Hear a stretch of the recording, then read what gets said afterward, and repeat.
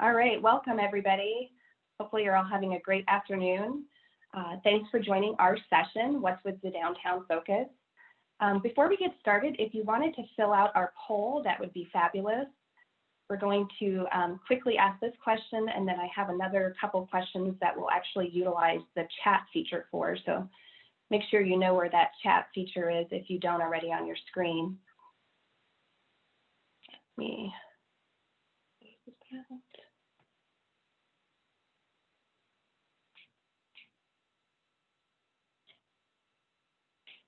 Alrighty, well, I'm Jennifer Lindley, and I'll be serving as the moderator today. I currently am the Downtown Development Manager for the town of Queen Creek, and I also serve as an AAED board member. Before we get started, I would like to continue our poll, and our first question for some of our panelists, or for our, I should say, our attendees is, what do you think is the biggest common element that characterizes a vibrant downtown? So we'll go ahead and close this one. It looks like we have quite a few people here from municipalities, a few from service providers, and then a couple others. So you guys all downtown newbies. So if you go to the chat feature,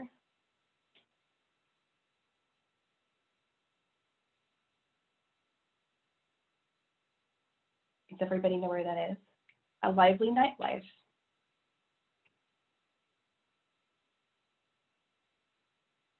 I'm going to go ahead and put in something here for me, a vision and a plan.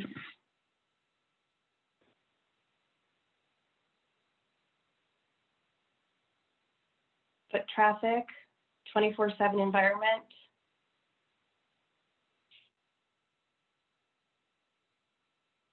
These are all great comments. We're going to talk about all of these today with our various speakers. Variety of retail, dining, and entertainment, housing, multiple reasons to be a destination. Okay, now we're waking up, guys. The questions are on the PowerPoint. Are you guys able to see that? We're just doing it in the chat feature. All right, let me go on to the last question.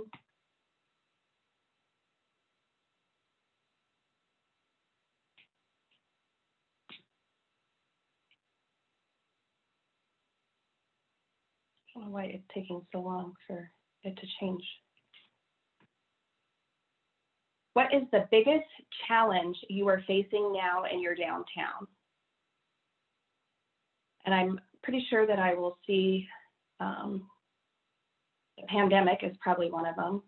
But beyond that, if you, Vignon, you do not have one. So I'm assuming you're talking about, you do have a challenge, but you don't have a downtown. Lack of regular activity, facade, vacancies, all good things. So we are going to touch on all of these comments that were made, some of them challenges and some of them things that are great in your downtown, and we have some great speakers lined up. So we're all at different stages in our community and in our community's growth, and we're looking forward to the panel today.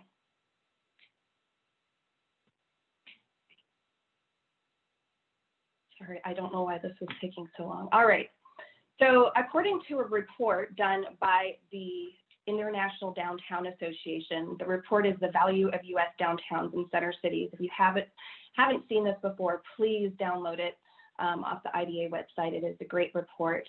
A strong downtown is critical to a successful city and region.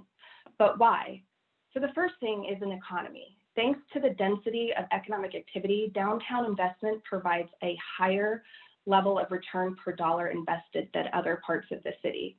And I know Amanda's presentation touches on that today. Inclusion, if you guys were all at the last session earlier today at 2, we talked about inclusion a lot. But downtowns and center cities provide access to opportunities and essential services for diverse users, positioning them as a highly inclusive urban node. The third thing is vibrancy. Due to their higher density and expansive user base, downtowns support a vibrant variety of retail infrastructure, institutional uses, which offer mutually reinforcing benefits to our region. The next one is identity. Downtowns have cultural significance, defining the region's brands by offering historical assets, culture, recreation, entertainment, and participation in civic activities. A blend of old and new, downtowns provide a high quality of life that attracts employers, investment, visitors, and residents. Resilience is the last point I'll hit on. The mixed-use nature of a downtown allows for residential uses alongside commercial, connected by a variety of mobility options. Today, we're going to hear from a variety of speakers with different perspectives on why downtowns are critical. Our first speaker will provide a municipal perspective. Our next speaker will provide a business alliance perspective. And finally, we'll hear from our development perspective. As you know, it really takes that special developer to do redevelopment and revitalization of a downtown. So why are downtowns necessary? What do they bring to our community? And what does it take to build a downtown? I'd like to introduce you all to our first speaker, Amanda Elliott. She currently serves in the Gilbert, Arizona Office of Economic Development and leads redevelopment efforts with a focus on the Downtown Heritage District. Amanda has 17 years of experience in the public and private sector. She also serves on the AAD Board of Directors and sits on the AZ Downtowns Board of Directors and is an International Downtown Association Emerging Leader Fellow. She is a past AAED Eddie Award winner and a recipient of the AAED Presidential Award. Go ahead and turn it over to Amanda now. Well, thanks so much. I'm excited to talk about Gilbert's Heritage District and the growth we've seen over the last 30 years. I think it's important to really set this up with who Gilbert is. So we're a young, affluent community. And so when we talk about attraction and the mix of uses within our downtown, we take that into consideration. When we look at our boundaries, though, the Heritage District is actually the town's original site. So you can see here it's outlined in this dotted area. So it was the town site in 1920. It was established as an Arizona Revised Statutes redevelopment area in 1989. And in 2013, we added an entertainment district to this particular area.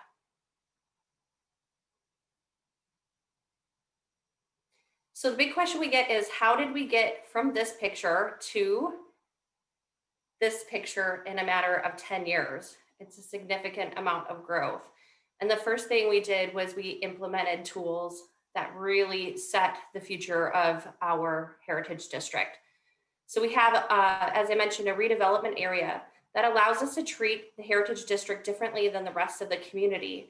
It's allowed us to put in a design review board specifically for the Heritage District. We have a council liaison for the Heritage District and a staff member dedicated to this area. Redevelopment areas through the ARS also allow us really unique tools like being able to sell land for under fair market value. We also implemented, as I had mentioned, the entertainment district in 2013. That allows for an area to remove the 200-foot separation between churches and educational, K-12 educational facilities and establishments that sell liquor. But we also added a really unique component to that, and we ensured that we had a good neighbor policy. So it allowed the neighbors to work out any disagreements that they had with each other. We have a redevelopment plan as part of the ARS. So this helps as the guiding document for 10 years and establishes all of the strategies. And this past year in 2018, we also included a master plan because the town owns 59% of the non-residential land. So it's really helped us guide growth and development. We also have a set of design standards. So I mentioned that we have a design review board, but we also have design standards that help ensure that the Heritage District has that unique, vibrant look and feel that people come to know as Gilbert. And we started with this strategy of attracting entertainment uses and restaurants in hopes of bringing people to this area and showing them what it has to offer. We felt that by doing so, and practicing patience, we would see uses like office and housing follow. And we've certainly seen that to date. While we were established in 1989 and it's been 30 years, when growth happens and it starts to grow, it happens quickly. So here's 2013. The next slide shows you 4 years later in 2017.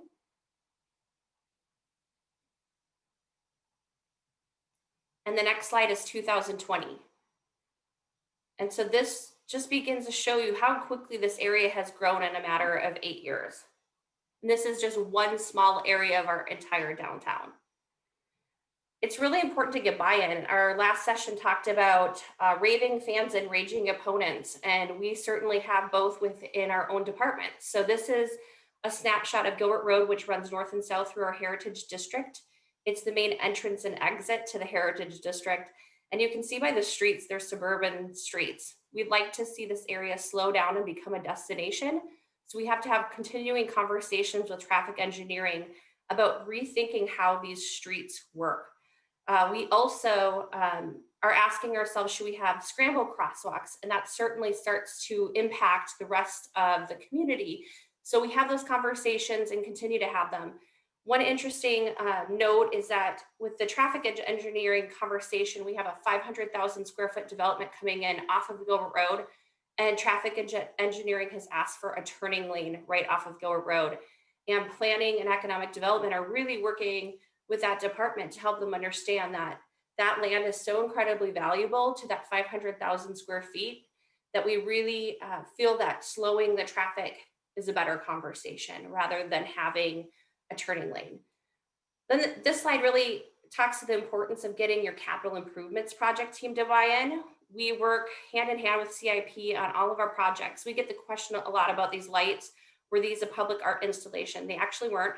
They're part of our CIP, and we work with them to understand the critical nature of placemaking as we build projects. The next slide is one of our newest office buildings. We work with fire to really talk about fire suppression systems. They've been a challenge, really for us as we continue to densify, because they don't have the same fire apparatus that you do in large downtown areas. And so they want us to have clearance on all 4 sides of a building. And we know that as this area densifies, that's not realistic. So we're talking about things like, can we move from stick construction and move towards a higher building quality like steel and glass? And will that get us there where we wouldn't necessarily have to have all 4 sides cleared? Or are there certain fire suppression systems that we should be asking our developers to work within? Again, allowing them to get that maximized space by having clearance on those 4 sides.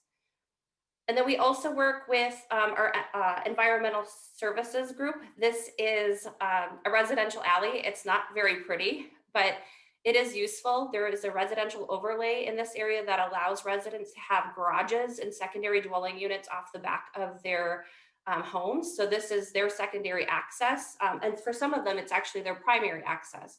We have a lot of illegal dumping that happens in these alleyways, and our environmental services team had this great idea to come in and close them off with gates.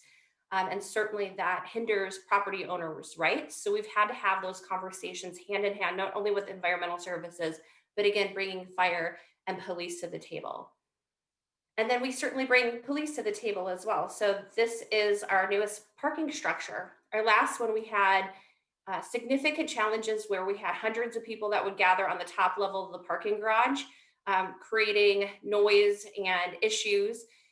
Because it is publicly funded, we cannot trespass anyone. So we worked with our police department and our legal department to come up with a method of basically allowing for passes in this area so employees can park in the designated area.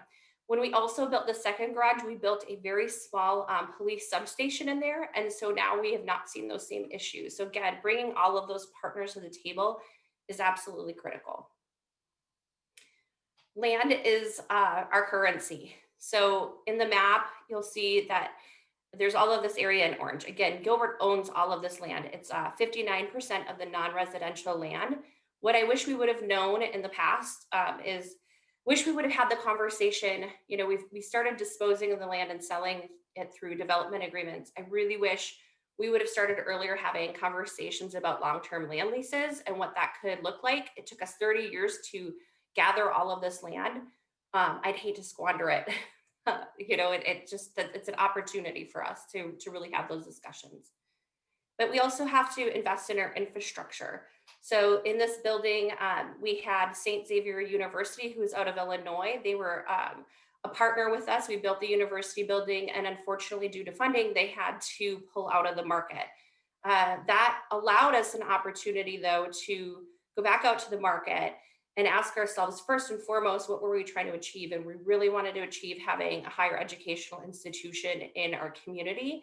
And so rather than selling the building, we went through an RFP process. We now have Park University in the building doing liberal arts and sciences classes, and we have the University of Arizona School of Nursing. So it takes that patience and adherence to the vision, particularly when it comes to land and assets that you own. But it also is really important that as the land values rise, you want to consolidate things. So we have worked really hard to consolidate all our trash. What this does for development is it allows developers the opportunity to build fully to their lot lines because they don't have to build trash enclosures on every single one of their sites. And rather we have on town property or through a development agreement, trash compactors that service an entire block. And you'll see in the next slide, we did the same thing with electrical. So as you have these huge transformers that have clearance around them, we've consolidated those as well. And we also really focus on 360-degree architecture. So there's really no backside of the building. Everything needs to be integrated and have that look and feel that's synonymous with Gilbert's brand. Communicating all of this is so critical. So the first picture you see all the way on the left is the town's first purchase, our water tower. So it's kind of become our icon. That was really driven by the community, and the community came together and put together a program to paint the water tower. Subsequently, the town decided to put together a CIP and build out that area into a plaza and have a splash pad. And we've further taken it another step by lighting our water tower. So we've really listened to the community there. We think that, you can go to the next one, thank you. We think that telling the story is really important. We have a landowner who is part of a major family in Gilbert.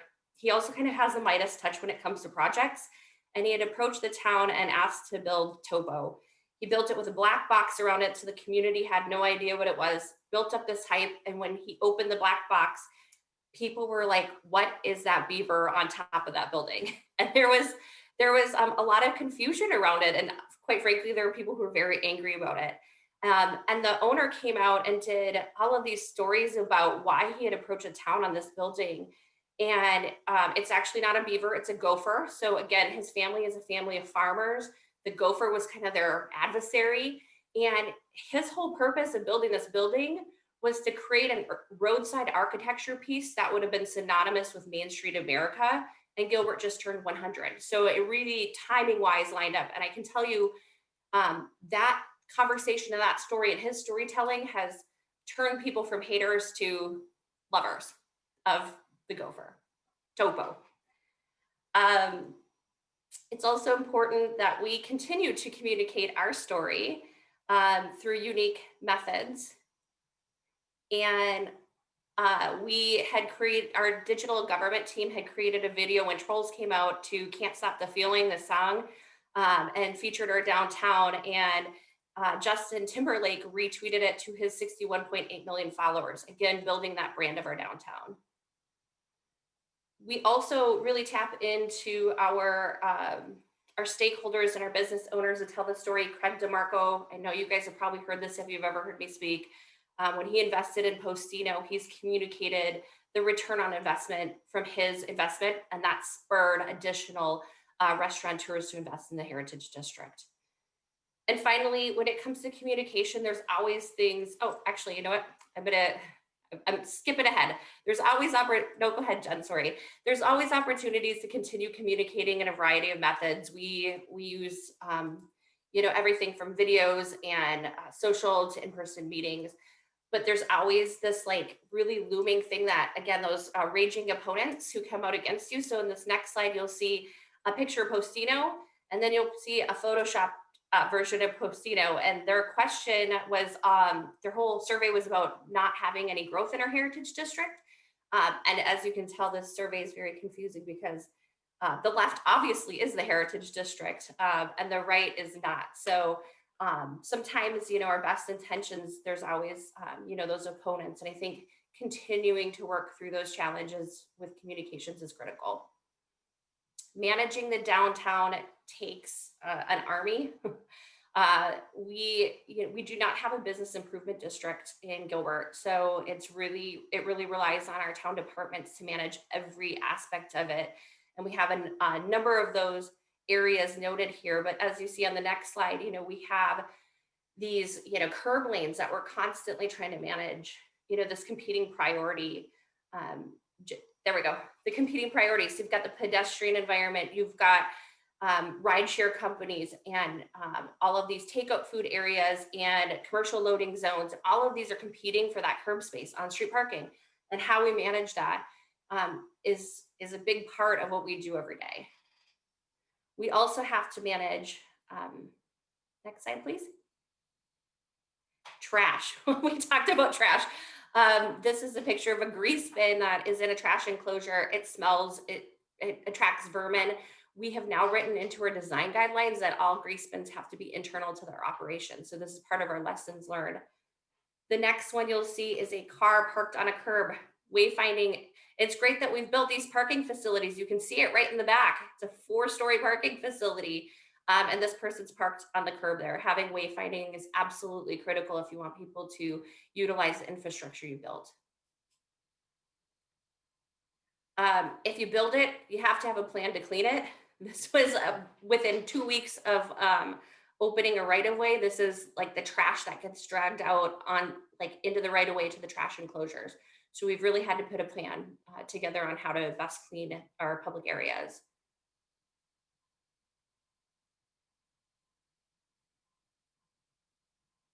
We also are looking at opportunities, as retail changes and evolves.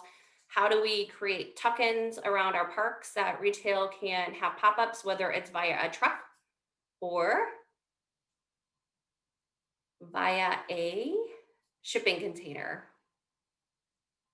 So just looking for those continual opportunities as part of our overall management strategy. We also, with everything we've learned, we really try to put all of this knowledge and institutional knowledge into our design guidelines. On the next slide, you'll see that we have this street hierarchy. So we ask ourselves, what are we trying to achieve on every single street type that we have in the district?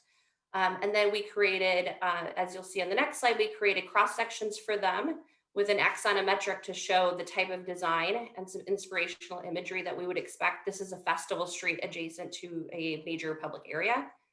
And then, of course, we have the bullets for our design guidelines. We tried to, go from a very text-laden design guideline and design standard to something that was very quick and easy to read and understand. And so all of this is good and great, but you have to measure it. And Urban 3 did a study of Asheville, North Carolina, and I thought this was really interesting. A single-family residence for property taxes brings in $11,000 an acre. A big box retailer was bringing in $54,000 an acre, and their downtown properties were bringing in $330,000 per acre. So that return on investment and that diversification of your tax base is so critical when you're building these areas. And we measure our ROI regularly. For every dollar we spent, we've gotten $2.89 in return. And when we go out for development or public-private partnerships, every $1 we put in, we expect to have $7 of private back.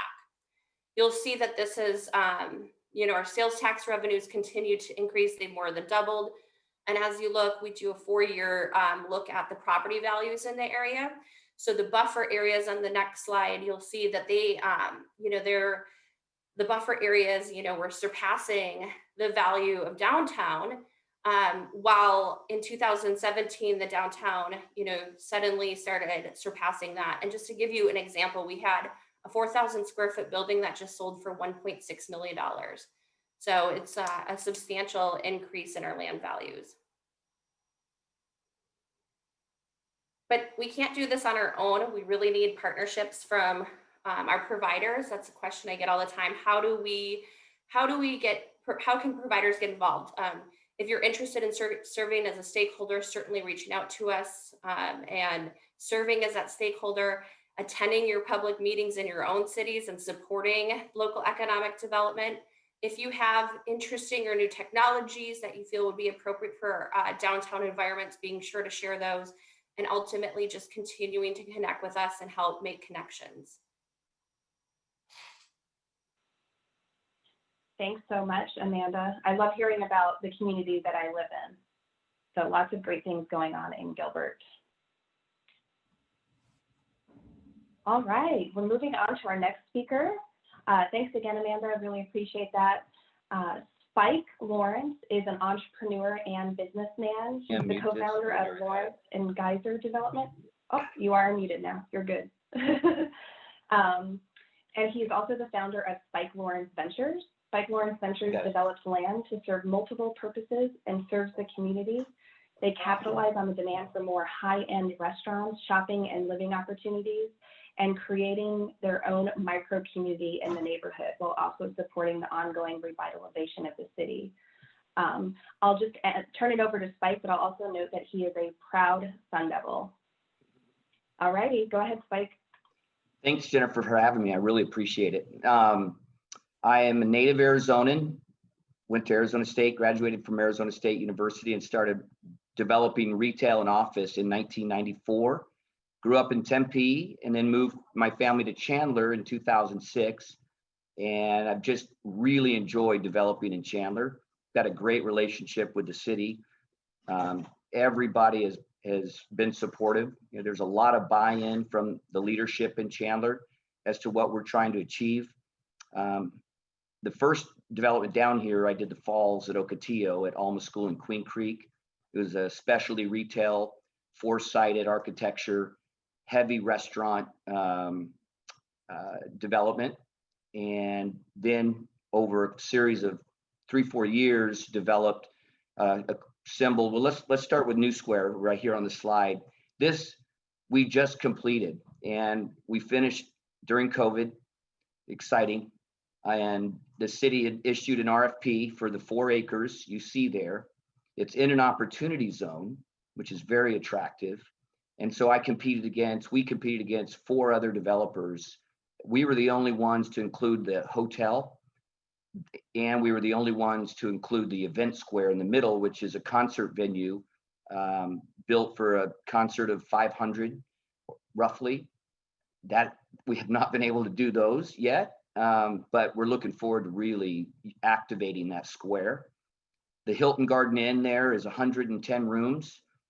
Knock on wood, we were ready and done during COVID. And the minute the governor gave the all clear, thank God he did, we opened our doors. Very little business travel. This hotel is built for the business traveler. That's what we focus on. But fortunately, we've been loaded up, not loaded, but half full with revelers, just partiers that want to come to downtown Chandler and spend an evening and stay the night. And so we had fortunately kept our head above water during a very challenging time. We can't wait for COVID to be gone so we can fill that thing up with business travelers. We have a 50,000 foot office building there that's 75% leased. We have some good multinational tenants in there, like WellSky, like Great Western Bank, and others. DC Steakhouse has taken the ground floor, 6,000 square feet on the square.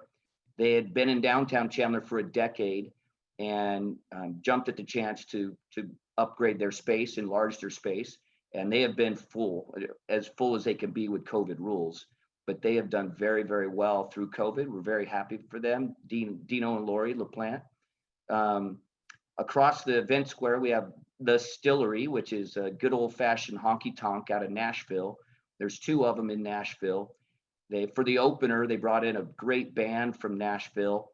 It's been jamming. It is really successful, just like in downtown Gilbert, Whiskey Row is. There's a lot of country music lovers in the Valley, and that has provided a lot of energy. So the combination between the steakhouse and the and Stillery has been a wonderful one.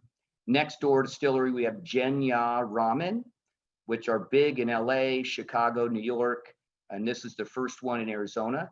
A nice local couple got the franchise rights, and so they're going to open Genya Ramen here in December. So hopefully we'll have the rest of the office building leased up, and we can focus on phase 2, which we can go up to 8 stories right behind the 3-story, 50,000 foot. But this is a placemaking. I love the word placemaking. It's so spot on, and that's what we did here. We created a place where you can live, work, play, and we're just benefiting off the wonderful success of the other mom and pop restaurants and bars in downtown Chandler. Now this development here with, so I think that's pretty much it for New Square, but we're looking forward to doing phase 2 here once the clouds clear. Now this is an assemblage over a 4-year period. We assembled 40 acres adjacent to us to the south. A major developer out of Rhode Island, Gilbane Development, acquired 75 acres to the south at the same time. So together, we threw them together and we master plan downtown Ocotillo. And so it's a live, work, play, really dense for, I mean, look at the hay fields around it. This was all alfalfa fields, but we're right on the Price corridor, which has been obviously very successful. They gave us the only mixed use zoning on the Price corridor. They've since changed that a little bit and allowed a developer to the north to do some retail and restaurant development.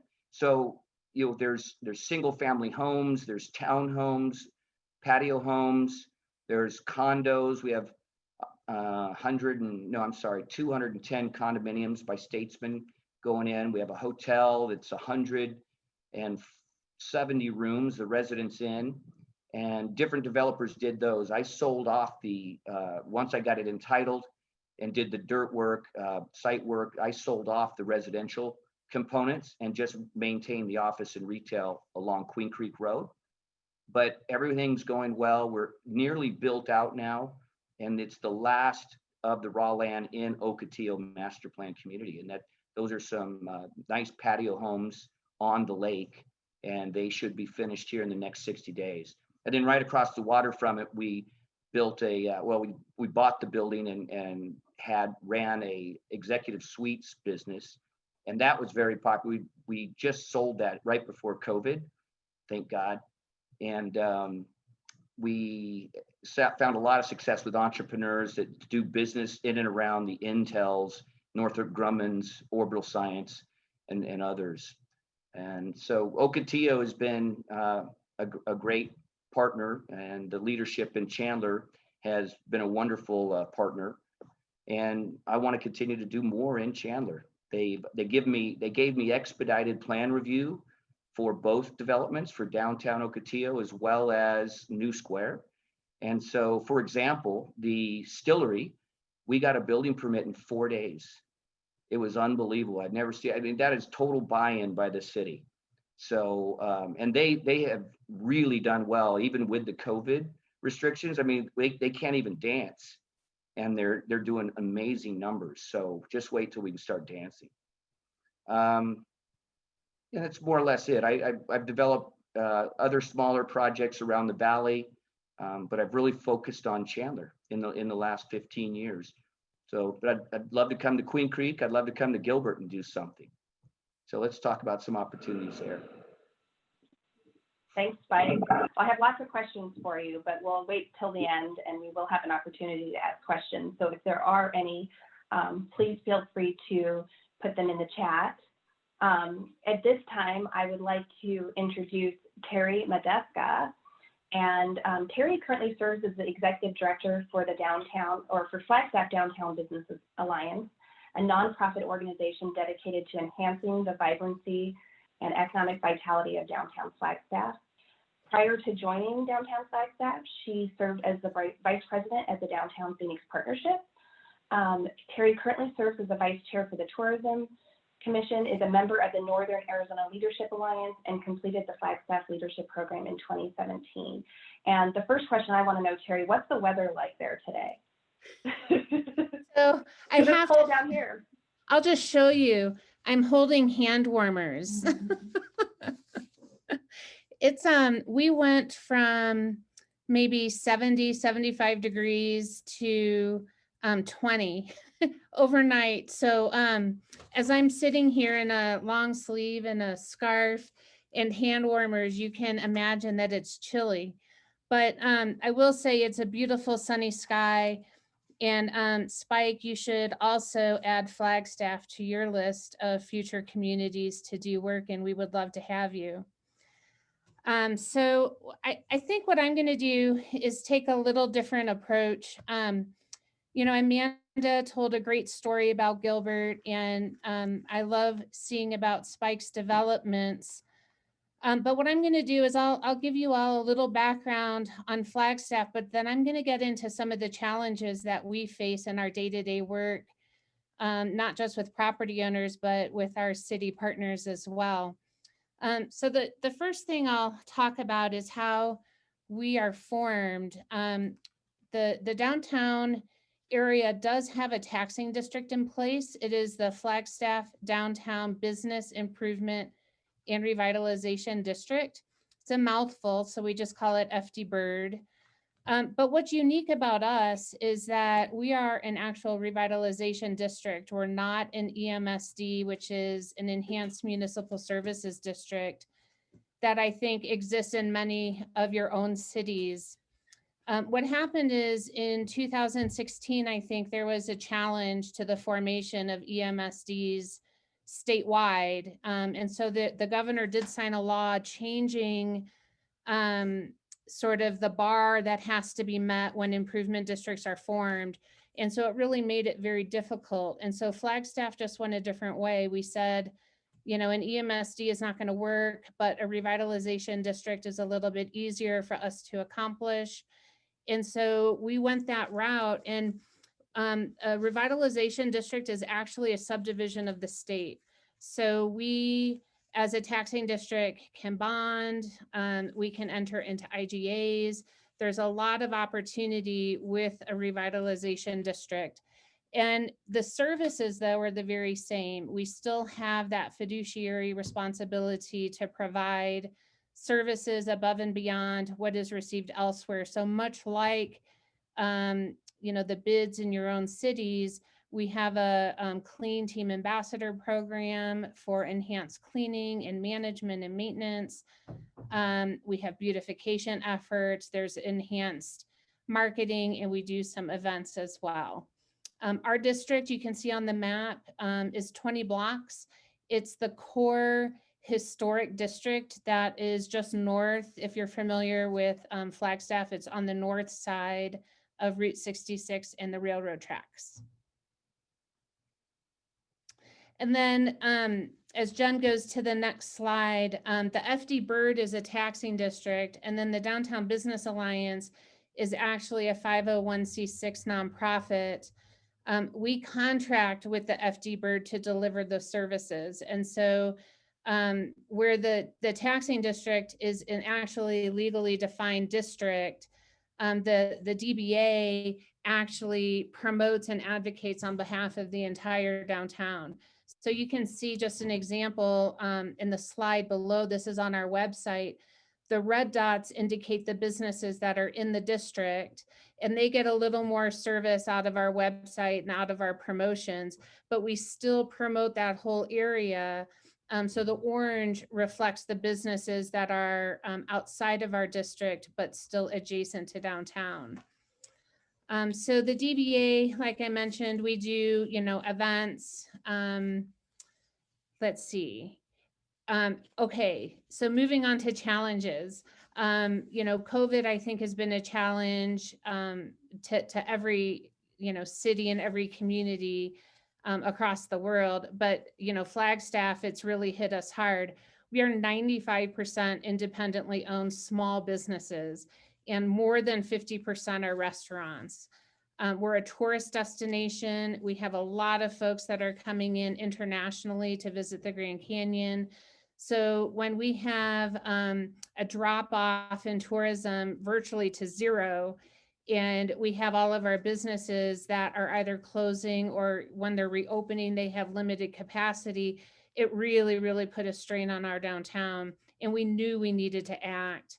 So the first thing we did was we looked at best practices. We looked at our peer cities and we saw that there was some really, really creative work being done elsewhere.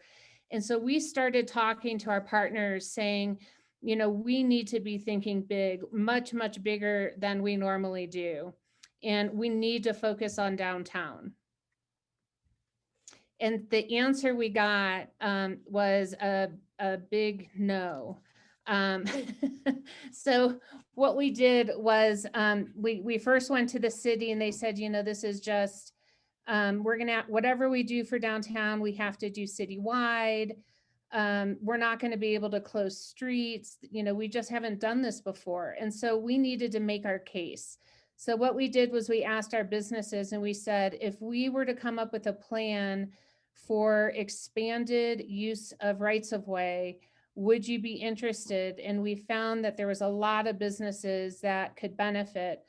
Like in our downtown, we have restaurants that were operating with 3 or 4 tables because they had reduced capacities, and you just can't sustain a business that way. So we came up with a plan and we identified where can we activate public spaces, and we needed to make sure that our message was on public health. And so we went to the city with this. We went to the city manager. He was interested, so he formed a team of city staff, about 20, representing different departments. And we started presenting ideas, and the answer we got was, you know, no. We got, well, what about safety? This doesn't sound like this will be a safe plan, or we've never done this before. We don't know how to permit it. When we looked at, Jen, and you can go to the next slide. When we talked about reducing one of the lanes on Aspen, we had our public safety folks said, well, what about if there's someone drinking a beer and they fall into the street?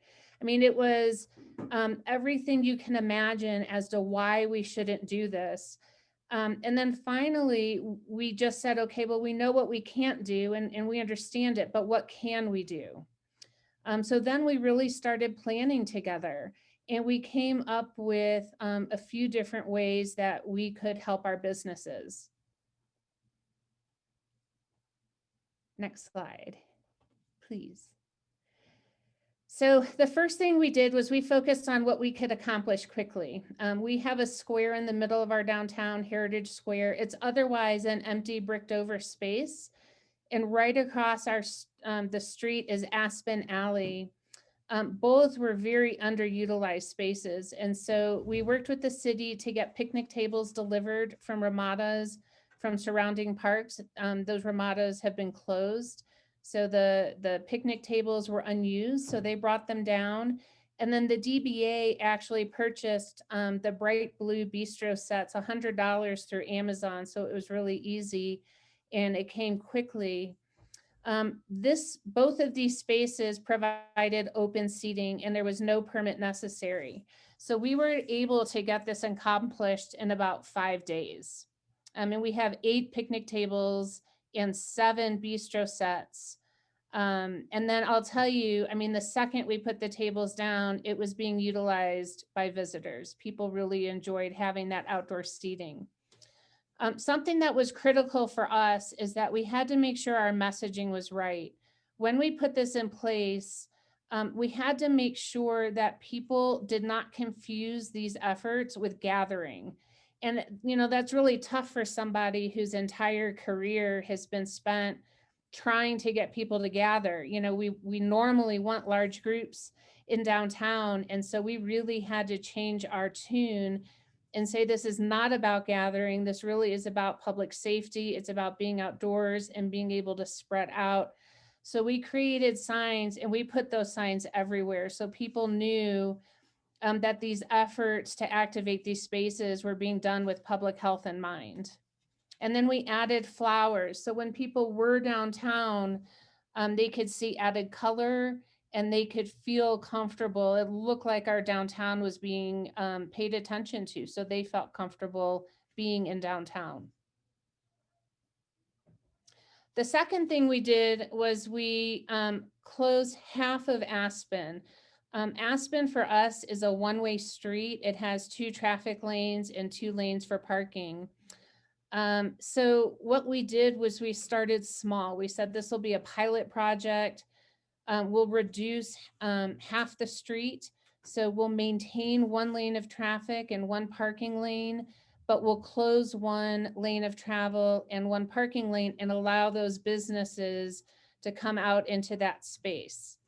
The city is the master permit holder, and the businesses submit a really easy to complete application, a site plan, and they can actually just hand draw a site plan and the required insurance, and then the business actually becomes the sub-permittee.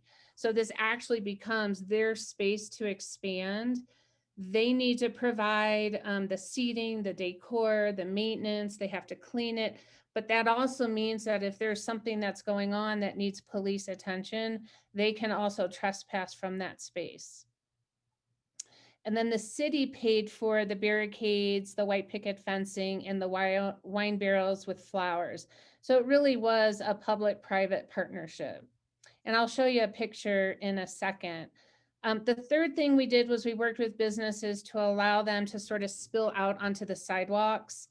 The city picked up that permit cost. So if somebody wanted to apply for a sidewalk cafe, in the past, there was a very complicated formula and they had to pay market rate prices to have dining on the sidewalk.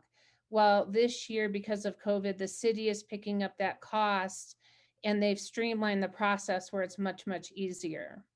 So the pictures you're seeing now are examples of our Aspen Avenue. So you can see each business took their own sort of spin on how to decorate their space. Even for the holidays, you can see on the picture on the left. And the one on the right, it shows the use of color. They painted, the blue, they have the bright blue umbrellas, and that color really makes a difference. So people can see it from blocks away and they wonder what's going on there. And so they walk down and they see it and they spend their time and then they end up spending their money. Next slide.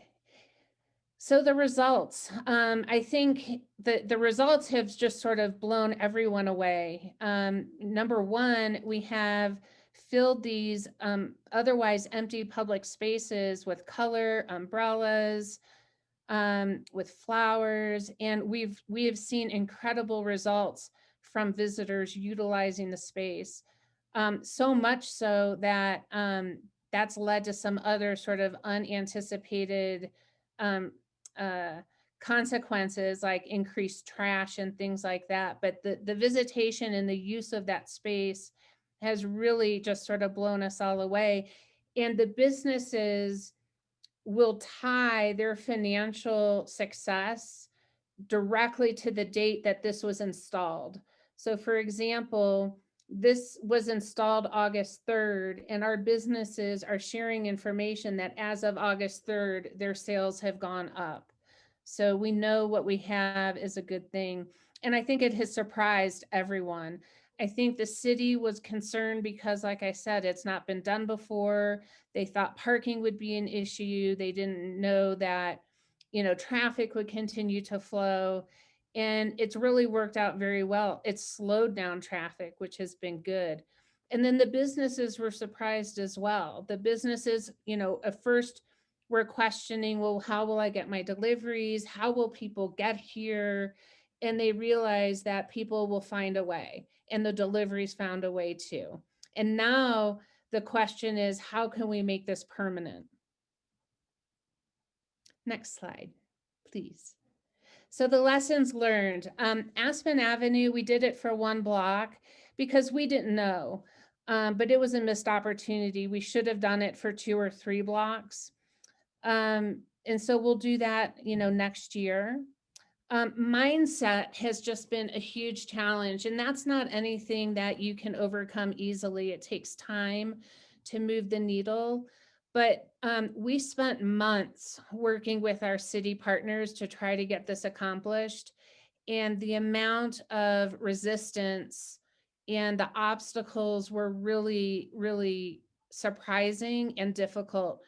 But we just kept pushing and saying, you know, we need to do something bold. And we know you haven't done this before, but we've never been in this position before. So we need you to help us get this done. And now that we've done it, it sort of surprised me in that, you know, we really should have been doing this all along, and we need to do this going forward. COVID sort of made us do it, but now I think we're on the right path and we're showing people what it looks like to have color, to truly activate a space, and we need to keep going. Color for us is key. You've heard me mention it a couple of times.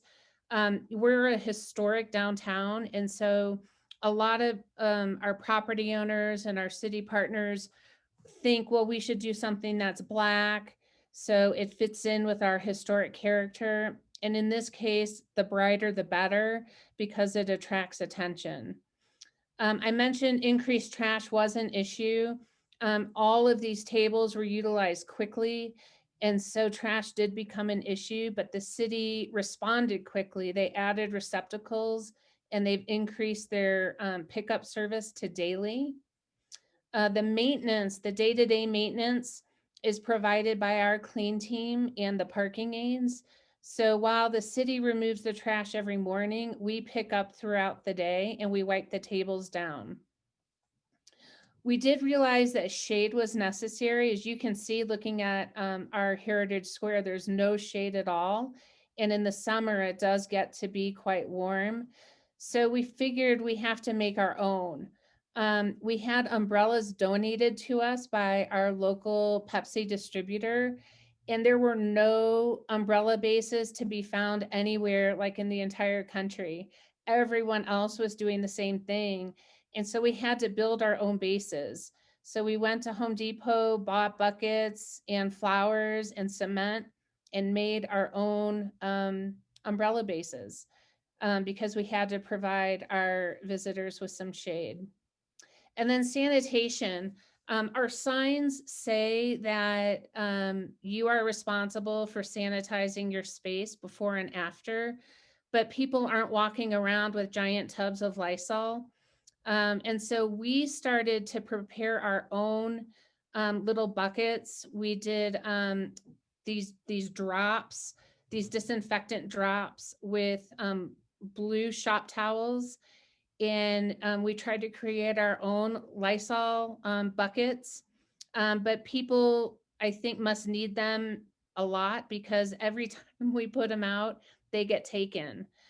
So I think everyone is still looking for some kind of disinfectant. And so we'll keep making them because they're like 80 cents to make, but people keep taking them. So that continues to still be a challenge. Next slide, Jen. So what's coming next for us? As you heard earlier, it's gotten cold here. So we're trying to work on plans to winterize our outdoor dining. You know, numbers aren't going down, they're actually going up here. And so we know outdoor dining is going to need to continue to happen. But how do you do it when it's really, really cold? And so we have to figure that out. It's like we're starting all over by looking for best practices. I just had a meeting this morning where we presented some ideas for not necessarily the igloos below, but for some other similar ideas of how to keep people warm. And it's just like, you know, we're hearing all the reasons why not. So we've got to continue to work with our partners to get their mindset to get to, well, what can we do?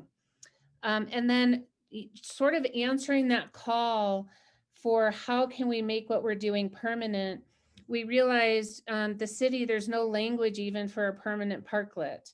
So we're working with the city to develop the language and the policy so we can make some of these improvements and activations permanent. And that is, I think, my presentation.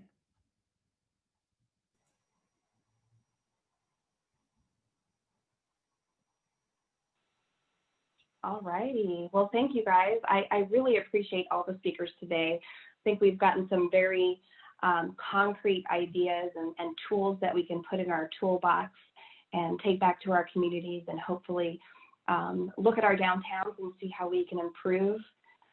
What I wanted to do next was ask a couple of the questions that came through during our session. We have about 5 minutes left before the next session, or before this session concludes. And so let me go ahead and ask the questions. All right, so Terry, the first question is for you. Do you have conflicts between those businesses who pay into the district and get more services and those who aren't paying in? If so, how do you deal with those conflicts? Yeah, that's a great question. So I have two answers for that. The first is that the businesses in the district receive services like our clean team, and there's an actual boundary. They could only go to one street and they cannot go a street south. They have to stay in the district. And so what that does is, for the businesses that are outside that district, it sort of creates bid envy. And it creates this demand of, well, I want that. So how can I be part of that district? Or can we begin to talk about forming a new district? And so when you have enough of those services, like the clean team, we have a huge lighting program for the holidays. There are businesses now that are actually organizing and working with me to look at forming another district because they want some of those same services. And I've had to say to them, I would love to help you, but you have to pay in order to receive this. And so we're talking now about next steps to forming a district where they would be able to receive those services. But those are the hard cost services. The things like marketing and promotions, we promote the entire downtown because the person from the general public doesn't know that hard line that separates the district. They just know there's one downtown.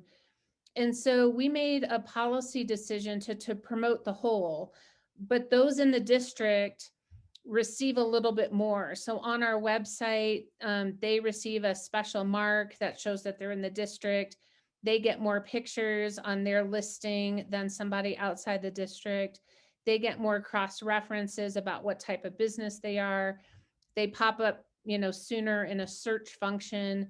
So we've even tried through our marketing to give those businesses some extra value that are in our district, but still be able to include those that are outside the district. Great, thanks so much, Terry. And since we only have a few more minutes left, I'll go ahead and ask all of our panelists to answer this question, and then we will conclude.